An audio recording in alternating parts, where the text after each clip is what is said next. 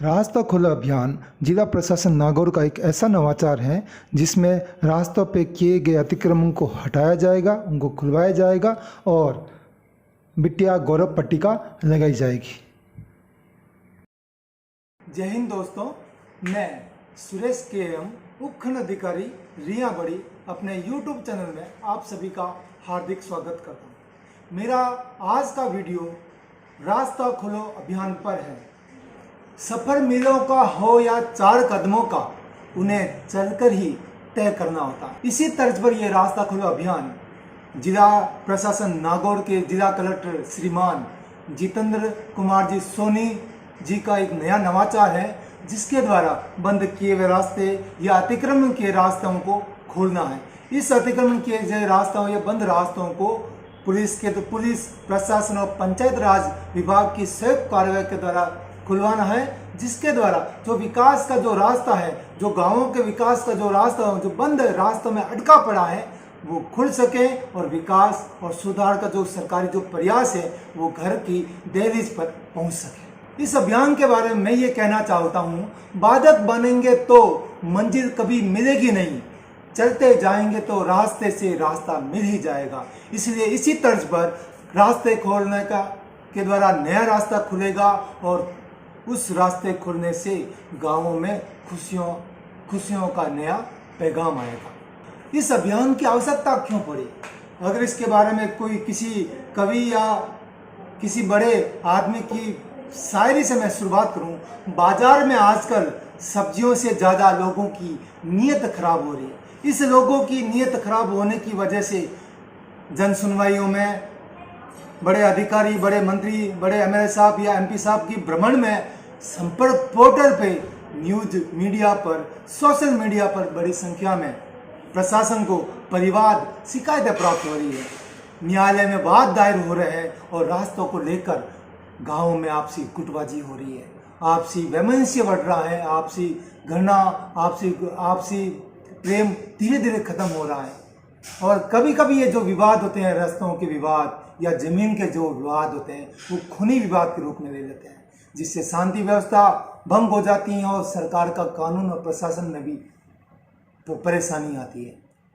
इसलिए प्रशासन का ये मिशन या मोटो है कि इससे लोगों के बीच में जो शांति व्यवस्था बनाई रहे, लोगों के बीच में भाईचारा समन्वय कायम रखने के लिए अभियान चलाया जा रहा है। इसके साथ ही मैं ये कहना चाहता हूँ, जमीन पर फैसले कितने भी क्यों ना बदल दे लाठी के बल पर याद रखना दोस्तों, खुदा के घर पे कर्मों की दौलत वाला ही अमीर होता है। भगवान के दरबार पे जब हम जाएंगे तो हमें कर्मों का अमीर बननी, हमें अपनी नीयत साफ रखनी है, हमें अपनी लोगों के साथ भाईचारा बढ़ाए रखना है।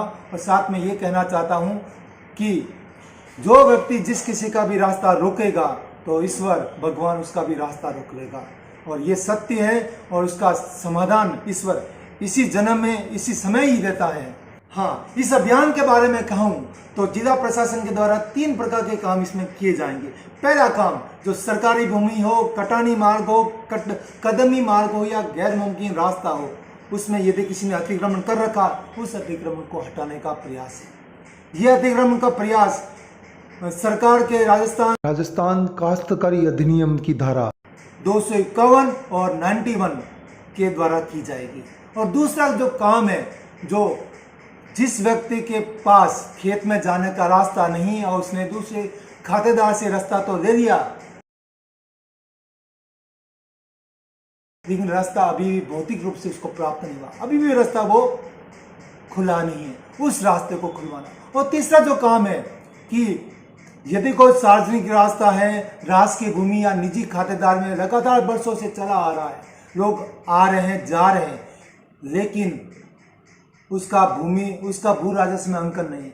साथ साथ उस रास्ते पर कच्ची या पक्की सड़क बन चुकी है, लेकिन उसका भू राजस्व में अंकन नहीं किया है। उस रास्ते को अंकन कर राजकीय राजस्व रिकॉर्ड में दर्ज करना। अगर मैं आपसे बात करूं, इसका काम कौन करेगा? ये जिला प्रशासन नागौर का एक नवाचार है। इस नवाचार में नोडल प्रभारी हमारे एडीएम साहब नागौर और एडीएम साहब डीडवाना को बनाया गया। और साथ साथ में प्रत्येक उपखंड लेवल में इसका नोडल प्रभारी अधिकारी उपखंड अधिकारी को बनाया गया है। इसमें जितने भी परिवेदना परिवाद जितनी शिकायतें प्राप्त हुई है उनको रजिस्टर राजस्व रिकॉर्ड में दर्ज रजिस्टर किया जाएगा। एक रजिस्टर बनाया जाएगा, उसमें सारे शिकायतें जो परिवार दर्ज उसको लिखित रूप में दिया जाएगा और उसकी प्रत्येक सप्ताह में उसकी निरीक्षण मॉनिटरिंग की जाएगी। सबसे बड़ी बात है इसका जो जैसा भी मैंने आपको बताया इसका नोडल प्रभारी एसडीएम साहब होंगे, मतलब उपखंड अधिकारी, और साथ साथ में मुझे 3 डिपार्टमेंट इसमें इंक्लूड होंगे। पहला राजस्व विभाग जिसमें तहसीलदार साहब उनके रास्ता खोलो प्रभारी होंगे, उसके साथ में नायब तहसीलदार आरआई और पटवारी अपने जाब्ते के साथ अपने जमाबंदी के साथ अपने भू नक्शे के साथ उपस्थित रहेंगे जो मौका फर्द बनाएंगे। और दूसरा जो होता है दूसरा जो इसमें विभाग इसमें इंक्लूड होगा वो होगा पंचायत राज विभाग जो संसाधन प्रभारी होगा, जो इसमें बीडीओ साहब अपने पीओ और अपने वीडियो ग्राम विकास अधिकारी के साथ संबंधित अतिक्रमण को हटाने में जितने भी संसाधन की आवश्यकता होती है, चाहे वो मैन फोर्स हो या मशीन फोर्स हो, उनका वो उपलब्ध करवाएंगे। और तीसरा जो प्रभारी इसका है जो है जाब्ता प्रभारी, जो संबंधित पुलिस थाना का एसएचओ होगा, जो अपने साथ इस अतिक्रमण को हटाने के लिए कानून और व्यवस्था को बनाए रखने के लिए जितनी पुलिस फोर्स की आवश्यकता होगी वो अपने साथ लेके आएगा। अगर इसकी बात में किस प्रकार की कार्रवाई की जाएगी तो जैसा मैंने आपको बताया जितनी भी शिकायतें प्राप्त होती हैं, चाहे वो संपर्क पोर्टल से हो, जन सुनवाई से हो, उनको रजिस्टर में दर्ज किया जाएगा और उसका निरीक्षण करके उसकी रिपोर्ट जिला कलेक्टर ऑफिस में पहुंचाई जाएगी और प्रत्येक सप्ताह तीन प्रकरण दर्ज किए जाएंगे साथ में, जिनका निपटारा किया जाना उचित है। उस प्रकरण को सर्वप्रथम पटवारी, ग्राम सेवक और बीट कांस्टेबल उसका सर्वप्रथम मौका फर्द बनाएंगे और उस मौका फर्द को संबंधित तहसीलदार को पेश करेंगे। उसके जस्ट 2 दिन पश्चात नायब तहसीलदार के नेतृत्व में आरआई, पीओ एवं एएसआई या हेड कांस्टेबल संयुक्त कार्रवाई करेंगे, संयुक्त निरीक्षण करेंगे, संयुक्त मौका फर्द बनाएंगे, जिसमें आवश्यक संसाधन, जिसमें आवश्यक जन सुनवाई, जिनमें आवश्यक सुनवाई का कार्य और जिनमें आवश्यक जाब्ते की सूचना संबंधित तहसीलदार साहब के पास पेश की जाएंगी। संबंधित तहसीलदार इन सारी मौका फर्द और सारी रिपोर्ट को संबंधित नोडल अधिकारी उपखंड अधिकारी को पेश करेगा और उपखंड अधिकारी उसको अतिक्रमण को हटाने का आदेश जारी करेगा। इसमें सबसे बड़ी बात इस अभियान में एक नवाचार है जो बेटियों से संबंधित है, जो उस गांव की प्रतिभाशाली बेटियों को इस नवाचार के साथ जोड़ा गया, क्योंकि बेटियां सौभाग्य का प्रतीक होती हैं और बंद रास्ता है जो आपका सौभाग्य को अटका रखा है, उस रास्ते को खोलते हैं तो गांव का सौभाग्य बढ़ता है।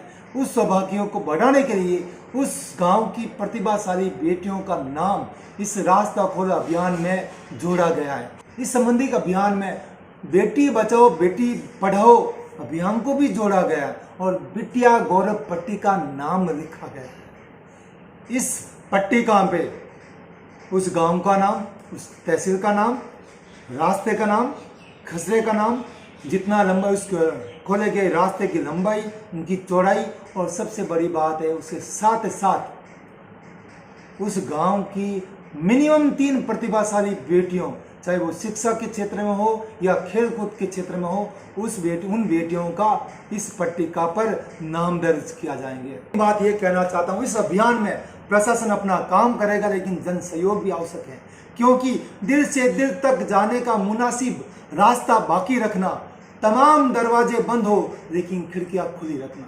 मानते हैं गाँव में रास्तों की वजह से आपसी गुटबाजी, आपसी मनमुटाव होता है, लेकिन संवाद का खिड़कियां खुली रहनी चाहिए, क्योंकि ये जो रास्ता जो खुलता है वो आपका है, गांव आपका है, आपके लोग हैं, तो विकास का रास्ता भी आपका है। अगर आपने इस रास्ते को बंद कर दिया है तो अपने दिल की आवाज़ सुने, अपनी नीयत की आवाज़ सुने और आप खुद खोलने का प्रयास करें और खुद प्रशासन का सपोर्ट करें और एक अच्छे इंसान होने का परिचय दिया, क्योंकि जब हमें कोई याद रखें तो हमारी नियति नहीं, हमारा नियत का जिक्र हो कि हमें एक अच्छे इंसान के रूप में जारी किया कि हम वो इंसान हैं जिसने अतिक्रमण को खोलने के लिए प्रशासन का सहयोग दिया। ये रास्ता खोलो अभियान सभी का है, आपका है। और लास्ट में एक ही कहना चाहता हूँ, नियत साफ और मकसद सही हो तो किसी न किसी रूप में ईश्वर आपका सपोर्ट करता है। तो इस नियत और मकसद के रूप में जिला प्रशासन एक नया अभियान चलाया, नया नवाचार चलाया है। इसमें आप भी सपोर्ट कीजिए, क्योंकि हमारी नियत सही है, हमारा मकसद सही है। ईश्वर हमारे साथ में, आप भी हमारे साथ जुड़िए, रास्ते को खुलवाइए और सौभाग्यशाली बेटियों का नाम दर्ज करवाकर सौभाग्य का रास्ता अपने दहलीज पे लाने का प्रयास करता है। मेरे वीडियो पसंद आते हैं तो लाइक करें, कमेंट करें, शेयर करें और सब्सक्राइब करें, ताकि मेरे उपयोगी वीडियो आपके पास सबसे पहले पहुंच सके। जय हिंद, जय भारत।